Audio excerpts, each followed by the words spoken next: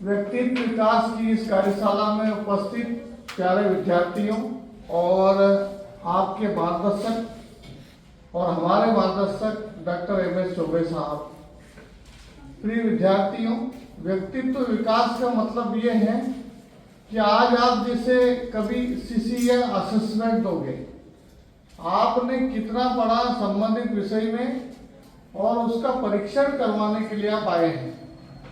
क्या आपने वास्तव में उसमें पढ़ा है और अब आप उसकी लिखित में परीक्षा देंगे। जब विद्यार्थी थ्योरी किसी चीज की पढ़ लेते हैं, सिद्धांतिक चीज, और उसको प्रायोगिक रूप से आत्मसात करते हैं, मतलब उसको एक्चुअली धरातल पर देखते हैं कि वो क्या चीज है और फिर उसका वो हुबहू प्रस्तुतिकरण करें और प्रस्तुतिकरण में वो जैसा सिद्धांतिक है वैसा ही प्रस्तुतिकरण अगर कर दे तो ये उसका व्यक्तित्व विकास हुआ है माना जाए। शब्दों के अर्थ बच्चों को प्रॉपर याद होना चाहिए। हम कौन कौन से शब्द पढ़ते हैं, उनके सटीक प्रयोग कहाँ कर सकते हैं और उनके क्या अर्थ हैं। यदि शब्दों के अर्थ आपको नहीं आ रहे तो किसी प्रकार से आप सिद्धांत को भी पढ़ लेंगे और अर्थ नहीं आते हैं तो आप उसका प्रस्तुतिकरण नहीं कर पाएंगे हो बहु। और एज इट इज प्रस्तुतिकरण यदि कोई बच्चा कर देता है तो यह माना जाता है कि वो उसके व्यक्तित्व विकास हुआ है। व्यक्तित्व विकास का मतलब है कि आपका प्रस्तुतिकरण कितना विषय को कवर करता है, इस पर निर्भर करता है व्यक्तित्व विकास। व्यक्तित्व विकास का मतलब कतई ये नहीं कि आपके परिधान कैसे होना चाहिए और आप ऐसे होना चाहिए वैसे होना चाहिए। आपके शब्दों का सटीक अर्थ होना चाहिए, आपकी बात का एकदम परफेक्ट मतलब होना चाहिए, तब तो आपका व्यक्तित्व विकास हुआ। और इस चीज का असेसमेंट हमको हर 8 दिन में, हर 15 दिन में, जैसे हम जो है कुछ पढ़ाने के बाद CC लेते हैं, असेसमेंट है आपका खुद का परीक्षण है कि आपने संबंधित विषय में अभी तक कितना पढ़ा है और आप उस विषय में कितना लिख पाएंगे, प्रस्तुतिकरण कितना कर पाएंगे, करेंगे, इसका वैल्यूएशन हम करेंगे। यह आपका असेसमेंट है और ये हमारा जितने विद्यार्थी पढ़ रहे हैं वो खुद भी अपना खुद का असेसमेंट उन्हें करना चाहिए कि वो यदि किसी विषय को पढ़ रहे हैं तो पढ़े हुए में टाइटल में वो कितना जान पाए हैं, कितना % उनको याद हो गया है, वो अंडरस्टैंड कर गए हैं और अंडरस्टैंड के बाद वो अप्लाई करने वाले हैं। इस पर निर्भर करता है कितना % सीखा है तो प्रस्तुति डेवलप होती है। लगभग 60% से ऊपर जो बात आप सैद्धांतिक पढ़ते हैं उसको एप्लीकेबल पार्ट में आप कन्वर्ट करने की क्षमता रखते हैं तो ही व्यक्तित्व विकास होता है, ऐसे वैसे नहीं होता है। आप सोच रहे हैं कि नहीं हम तो है ना किसी बात को लिख दें और हमने उसका सिद्धांत पढ़ा था और चूंकि अब हम प्रायोगिक तौर पर धरातल पे उसको देख के आए और फिर उसका प्रस्तुतिकरण, तो एज इट इज होना जरूरी है। हर फील्ड में व्यक्तित्व विकास होता है, ये बात मैं कह चुका हूं। जैसे एक डॉक्टर है तो वो डॉक्टरी डिसिप्लिन में यदि वो बहुत सारी चीजें जानने लगेगा तो डॉक्टरी डिसिप्लिन में उसका व्यक्तित्व विकास हुआ। वैज्ञानिक है तो उसके प्रयोग को कितना अच्छे सक्षम तरीके से जानता हो, प्रस्तुत करता है, ये उसका वैज्ञानिक तरीके का व्यक्तित्व विकास हुआ। कोई नेता है तो वो समाज की समस्याओं को कितनी हाईलाइट करके और कितनी समझाने में सक्षम है तो यह उसका नेतागिरी का व्यक्तित्व विकास हुआ। हर फील्ड का अपना व्यक्तित्व विकास अलग अलग है। आप ये मत समझिए गायन के क्षेत्र में यदि आप जो सबसे शीर्षस्थ व्यक्ति गया है, जो आदर्श के रूप में जिसका गायन है, उसके देखे देख आप गाते गाते वहां तक जाएंगे तो उस शीर्षस्थ व्यक्ति तक जाएंगे जिससे लता मंगेशकर है। इस तरह के कोई गायन वाले हैं तो वो गायन के क्षेत्र में उसका लता मंगेशकर जैसा वो अगर गा लेता है तो गायन के क्षेत्र में उसका व्यक्तित्व विकास हुआ। तो बोलोगे कि हर क्षेत्र में यदि क्रिकेट खेल में यदि वो तेंदुलकर की तरह बैटिंग कर रहा है, क्योंकि तेंदुलकर को आदर्श माना जाता है बैटिंग करने में, तो ऐसे बैटिंग करके तो क्रिकेट के क्षेत्र में व्यक्तित्व विकास हुआ।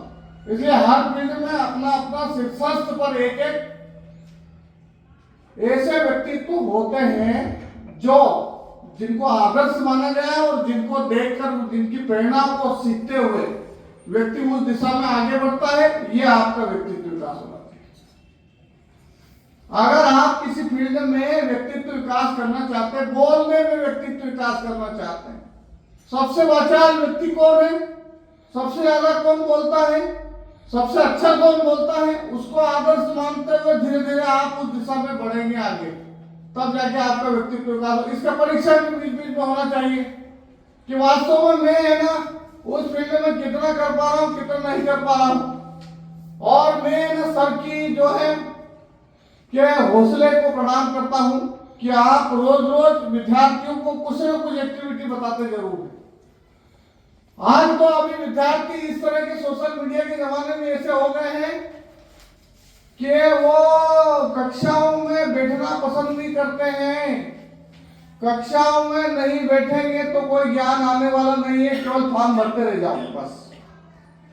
कक्षाओं में इन सीटों पर बैठकर ही ज्ञान अर्जित किया जा सकता है। आप सोच रहे कि ये ज्ञान रोड पर मिलेगा, नहीं मिलने वाला है।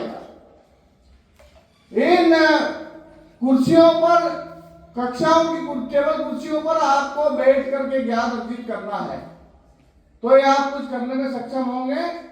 बच्चा परीक्षा के समय पहले तो आता नहीं, परीक्षा के समय IMP लेकर के ऐसा दौड़ता है कि वो 24 घंटे में पूरा सब्जेक्ट कंप्लीट कर लेगा, ये संभव नहीं है। रोज रोज जिन टेबल कुर्सियों पर क्लास देना होगी।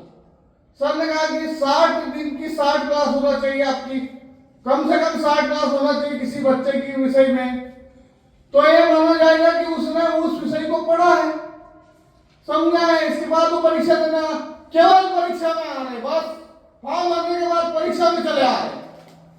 यह संभव नहीं है भैया, यह पॉसिबल नहीं है। फॉर्म भरने के बाद परीक्षा में चले आ रहे हो, उसके पहले कभी आते नहीं है, बस फुलफिलमेंट कर रहे हैं और उसी डिग्री से ये अपेक्षा कर रहे हैं कि ये डिग्री हमको नौकरी दिलाए, हमारा व्यक्तित्व विकास करे, हम अधिकारी कलेक्टर बन जाएं। नहीं बन पाएंगे।